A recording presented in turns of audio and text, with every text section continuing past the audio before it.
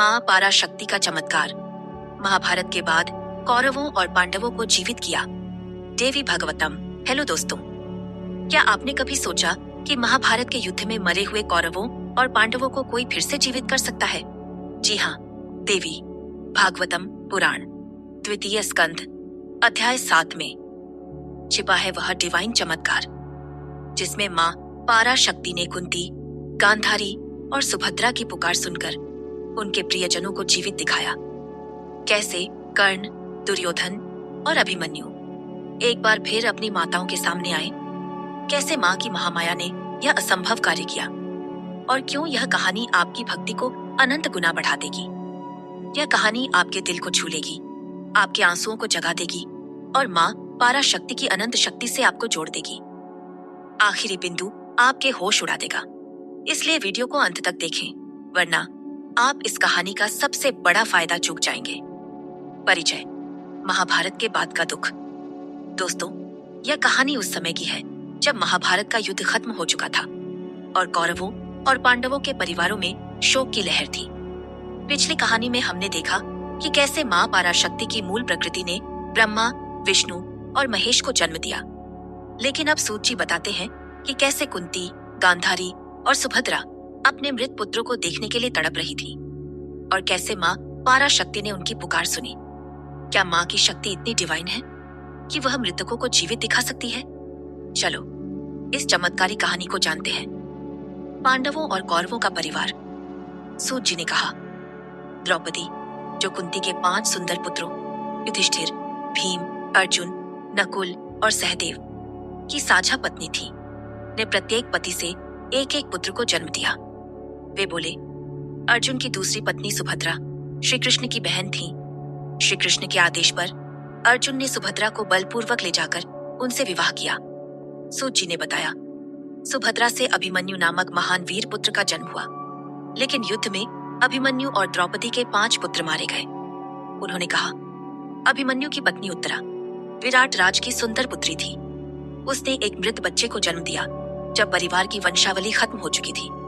यह बच्चा अश्वत्थामा के तीरों से मर गया था। सूत जी ने कहा, श्री कृष्ण, जो अत्यंत शक्तिशाली हैं, ने अपनी बहन सुभद्रा के मृत पोते को फिर से जीवित किया। वे बोले, चूंकि यह बच्चा परिवार के खत्म होने के बाद जन्मा, इसे परीक्षित के नाम से जाना गया। क्या माँ की कृपा ने इस चमत्कार को संभव किया? धृतराष्ट्र और गांधारी का शोक। सूत जी ने बताया, जब सभी पुत्र मारे गए, धृतराष्ट्र बहुत दुखी हुए।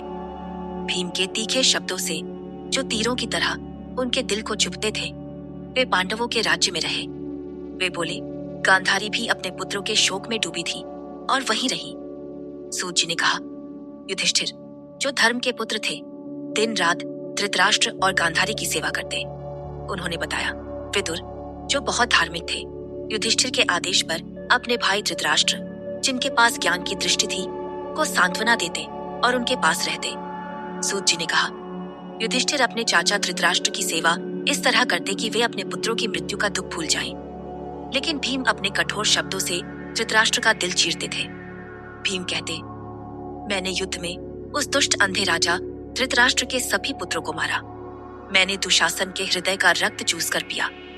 अब यह अंधा राजा बेशर्मी से मेरे पिंड को कौवे और कुत्ते की तरह खाता है और बेकार में जीवन का बोझ ढो रहा है। सूत जी ने बताया, भीम रोज ऐसे कठोर शब्द कहते, जबकि युधिष्ठिर धृतराष्ट्र को सांत्वना देते। कहते, भीम एक अनपढ़ और क्रूर है। क्या माँ की माया इस दुख में भी थी? इस कहानी का रहस्य आपके विश्वास को और गहरा करेगा। धृतराष्ट्र का वनगमन। सूत जी ने कहा, धृतराष्ट्र पांडवों के राज्य में 18 साल तक दुखी मन से रहे। एक दिन उन्होंने युधिष्ठिर से कहा, मैं अपने पुत्रों के लिए तर्पण करना चाहता हूँ। वे बोले, सच है कि भीम ने उनके अंतिम संस्कार किए, लेकिन पुरानी दुश्मनी के कारण उन्होंने मेरे पुत्रों के लिए कुछ नहीं किया। धृतराष्ट्र ने कहा, अगर तुम मुझे कुछ धन दो तो मैं अपने पुत्रों का श्राद्ध करूंगा और फिर वन में तपस्या करने जाऊंगा ताकि मुझे स्वर्ग मिले। सूत जी ने बताया, विदुर ने भी युधिष्ठिर से निजी तौर पर धृतराष्ट्र को धन देने को कहा। युधिष्ठिर भी यह धन देने को तैयार थे। सूत जी ने कहा, युधिष्ठिर, जो विश्व के स्वामी थे, ने अपने छोटे भाइयों को बुलाया और कहा, हमारे पूज्य चाचा अपने पुत्रों का श्राद्ध करना चाहते हैं। हमें उनके लिए धन देना होगा। भीम का गुस्सा। सूत जी ने बताया। युधिष्ठिर के ये शब्द सुनकर पवन पुत्र भीम, जो अत्यंत बलशाली थे, बहुत क्रोधित हुए। भीम बोले, हे भाग्यशाली, क्या हमें दुर्योधन और अन्य कौरवों की आत्मा की शांति के लिए धन देना होगा?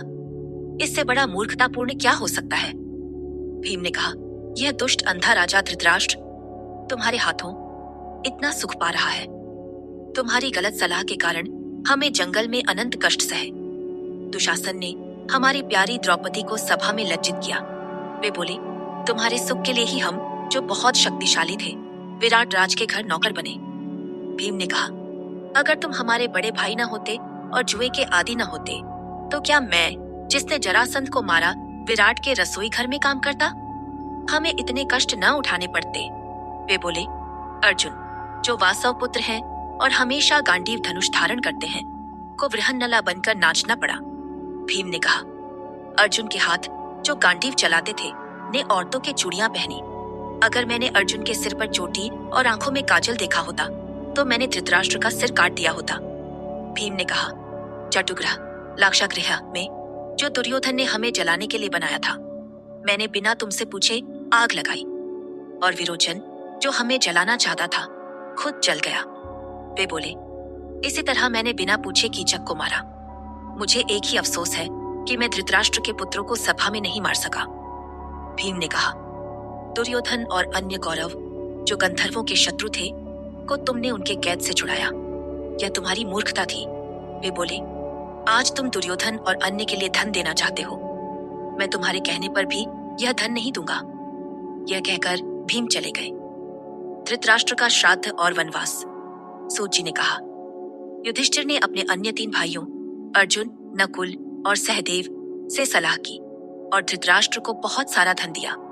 वे बोले, अंबिका पुत्र धृतराष्ट्र ने इस धन से अपने पुत्रों का श्राद्ध किया और ब्राह्मणों को बहुत दान दिया। सूत जी ने बताया, श्राद्ध के बाद धृतराष्ट्र गांधारी, कुंती और विदुर के साथ वन जाने को तैयार हुए। वे बोले, संजय की मदद से, जो बहुत बुद्धिमान थे, धृतराष्ट्र को वन के रास्तों की जानकारी मिली और वे घर से निकल गए। सूत जी ने कहा, कुंती, भले ही उनके पुत्रों ने रोका, उनके साथ चली गई। भीम और अन्य कौरव उनके साथ रोते हुए गंगा के तट तक गए और फिर हस्तिनापुर लौट आए। वे बोले, सन्यासी लोग गंगा के तट पर शतयुप आश्रम गए, वहां झोपड़ी बनाई और एकाग्र चित्त से तपस्या करने लगे। युधिष्ठिर का सपना और यात्रा। सूत जी ने कहा, 6 साल बीत गए। युधिष्ठिर, जो अपने प्रियजनों के शोक से परेशान थे, ने अपने छोटे भाइयों से कहा, मैंने सपने में देखा कि हमारी माँ कुंती बहुत कमजोर और दुबली हो गई है। वे बोले, मेरा मन बहुत तड़प रहा है। मैं माँ, चाचा धृतराष्ट्र, चाची गांधारी, उच्च आत्मा वाले विदुर और बुद्धिमान संजय को देखना चाहता हूँ। अगर तुम्हें ठीक लगे तो मैं वहां जाना चाहता हूँ। सूत जी ने बताया, पांडवों के 5 भाइयों ने कुंती को देखने की इच्छा जताई। वे द्रौपदी, सुभद्रा, उत्तरा और अन्य लोगों के साथ शतयुप आश्रम गए। वहां पहुंचकर उन्होंने सभी को देखा, लेकिन विदुर नहीं दिखे। युधिष्ठिर ने पूछा, विदुर कहाँ हैं? सूत जी ने कहा, धृतराष्ट्र ने बताया, विदुर ने वैराग्य ले लिया है और एकांत में ब्रह्म का ध्यान कर रहे हैं। विदुर का अंत और चमत्कार। सूत जी ने बताया, अगले दिन जब युधिष्ठिर गंगा के तट पर टहल रहे थे, उन्होंने वन में विदुर को देखा, जो तपस्या से दुबले हो गए थे। वे बोले, युधिष्ठिर ने कहा, मैं राजा युधिष्ठिर हूँ, आपको प्रणाम करता हूँ। सूत जी ने कहा, विदुर ने सुना, लेकिन लकड़ी के लट्ठे की तरह स्थिर रहे। तभी उनके चेहरे से एक अद्भुत आभा निकली और युधिष्ठिर के मुंह में प्रवेश कर गई। वे बोले, दोनों धर्म के अंश थे। फिर विदुर का देहांत हो गया। युधिष्ठिर बहुत दुखी हुए। सूत जी ने बताया, जब विदुर का शरीर जलाने की तैयारी हुई, एक दिव्य वाणी सुनाई दी, हे राजन, वे बहुत ज्ञानी थे, उन्हें जलाना नहीं चाहिए। तुम जैसा चाहो जा सकते हो। वे बोले। यह सुनकर युधिष्ठिर ने गंगा में स्नान किया और आश्रम लौटकर धृतराष्ट्र को सब बताया। क्या माँ की माया ने यह चमत्कार किया? माँ पाराशक्ति का चमत्कार। सूत जी ने कहा, जब पांडव और शहरवासी आश्रम में थे, वेदव्यास, नारद और अन्य उच्च आत्मा वाले मुनि वहां आए। वे बोले, कुंती ने व्यास से कहा, हे कृष्ण, मैंने अपने पुत्र कर्ण को केवल जन्म के समय देखा था। मेरा मन उसके लिए बहुत तड़प रहा है। हे महान तपस्वी, उसे मुझे एक बार दिखाओ। सूत जी ने बताया। गांधारी ने कहा, हे मुनि, मैंने दुर्योधन को युद्ध में जाते समय नहीं देखा। कृपया मुझे दुर्योधन और उसके छोटे भाइयों को दिखाएं। वे बोले। सुभद्रा ने कहा, हे सर्वज्ञ, मुझे अपने प्राणों से भी प्यारे अभिमन्यु को बहुत देखने की इच्छा है। हे तपस्वी, उसे मुझे एक बार दिखाएं। सूत जी ने कहा। सत्यवती पुत्र व्यासदेव ने उनकी बात सुनी और प्राणायाम कर नित्य देवी, जो ब्रह्ममयी प्रकृति है, का ध्यान किया। वे बोले। जब शाम हुई, व्यास ने युधिष्ठिर और सभी को गंगा के तट पर बुलाया। व्यास ने गंगा में स्नान किया और देवी की स्तुति शुरू की, जो मणिद्वीप में निवास करती है, गुणों से युक्त और उनसे परे है। व्यास ने कहा, हे देवी, जब ब्रह्मा, विष्णु, महेश्वर, इंद्र, वरुण, कुबेर, यम और अग्नि नहीं थे, तब केवल तुम थी। मैं तुम्हें नमस्कार करता हूँ। वे बोले। जब जल, वायु, आकाश, पृथ्वी, उनके गुण, इंद्रियां, मन, बुद्धि, अहंकार, सूर्य और चंद्रमा नहीं थे, तब केवल तुम थी। मैं बार बार तुम्हें प्रणाम करता हूँ। व्यास ने कहा, हे माता, तुम सभी जीव लोगों को हिरण्यगर्भ में धारण करती हो। तुम सत्व, रजस और तमस गुणों के साथ लिंग शरीरों को साम्यावस्था में लाकर एक कल्प तक स्वतंत्र रहती हो। वे बोले। तब बड़े बड़े विवेकी और वैरागी भी तुम्हारा स्वरूप नहीं समझ सकते। ये लोग मुझसे अपने मृत प्रियजनों को दिखाने की प्रार्थना कर रहे हैं, लेकिन मैं असमर्थ हूँ। कृपया उन्हें उनके प्रियजन जल्दी दिखाएं। माँ का डिवाइन चमत्कार। सूत जी ने कहा। जब व्यास ने देवी की ऐसी स्तुति की, महामाया, जो विश्व की स्वामिनी और चेतना स्वरूप है, ने स्वर्ग से सभी मृत प्रियजनों को बुलाया और उनके रिश्तेदारों को दिखाया। वे बोले। कुंती, गांधारी, सुभद्रा, उत्तरा और पांडवों ने अपने प्रियजनों को फिर से जीवित देखकर बहुत खुशी महसूस की। सूत जी ने बताया। व्यास, जो अडिग साहस वाले थे, ने फिर महामाया का ध्यान किया और मृतकों को विदा किया। ऐसा लगा जैसे कोई बड़ा जादू हुआ हो। वे बोले। पांडवों और मुनियों ने एक दूसरे को विदा दी और अपने अपने स्थान पर चले गए। सूत जी ने कहा। युधिष्ठिर रास्ते में व्यास की बातें करते हुए हस्तिनापुर लौट आए। आखिरी रहस्य, माँ पाराशक्ति की महामाया। दोस्तों, यह कहानी हमें सिखाती है कि माँ पाराशक्ति की महामाया ही त्रिलोकी को चलाती है।